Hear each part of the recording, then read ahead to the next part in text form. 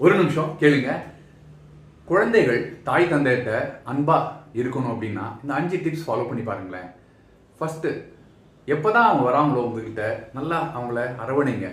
நான் இருக்கேன் உனக்காக அப்படிங்கிற அந்த கான்ஃபிடன்ஸ் அவங்களுக்கு கொடுக்கும். நம்பர் 2, அவங்க ஏதாவது உங்கள்கிட்ட பேச வந்தாங்கன்னா செவி கொடுத்து கேளுங்க.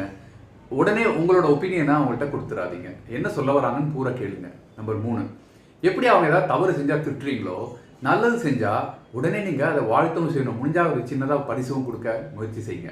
நம்பர் 4, எப்போல்லாம் அவங்க தொய்வாக ஃபீல் பண்ணுறாங்களோ, தாய் தந்தை தான் எனக்கு அப்படிங்கிற ஒரு நம்பிக்கை அவங்களுக்கு வர்ற அளவுக்கு அவங்களுக்கான நேரத்தை அவங்களுக்கு ஒதுக்குங்க.